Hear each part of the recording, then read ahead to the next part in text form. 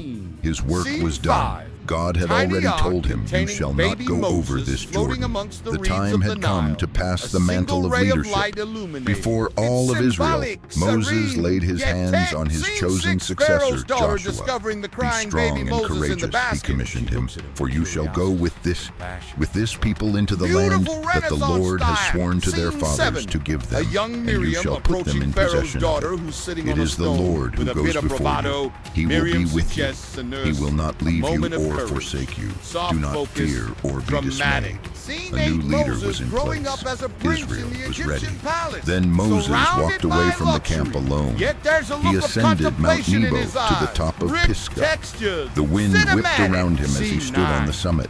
From that Moses high witnessing vantage an point, Egyptian God showed him taskmaster the entirety of brutally the beating a promised Hebrew land slave. spread out before Righteous him. anger is The fertile building in his plains eyes. of Jericho, It's a dynamic the rolling action hills shot. of Gilead, Scene 10, the Moses distant mountains striking of the Canaan, Egyptian the land he had taskmaster. journeyed toward It's a for moment 40 of years, decisive, the land violent God had sworn action. to Abraham, It's Isaac, dark and gritty, Jacob. raw He could see emotion. it, but he could Moshe not blood. enter. Scene His 11. journey was complete. Moses burying He the took one body of the last, Egyptian long in the look sand at the under the future cover of his people. darkness. And there, Fear on and the regret lonely on his mountain, face. in the presence of God, Scene Moses, the 12. servant of the Lord, Moses died. fleeing Egypt There into was the no funeral, vast, no empty grand burial. desert. The He's Lord just himself one tiny buried speck him in a amidst an valley endless in the landscape land of of sand Moab. dunes. And to this It's an day, epic wide no shot. one knows Scene the 13, place of his Moses tomb. meeting The Zipporah children at a of well in Israel Midian. wept for It's a Moses moment for of 30 peace after his days. flight. But then Warm the period lighting. of mourning Pastoral ended. scene. Joshua Scene rose, 14. took up his sword, Moses and looked as a toward the shepherd Jordan. in Midian, And the Lord spoke to peacefully him, leading his Moses, flock my for servant 40 is years. dead. His Now face is therefore weathered by the arise, sun and go time. over It's a this Jordan, photorealistic you and portrait. all this Scene people,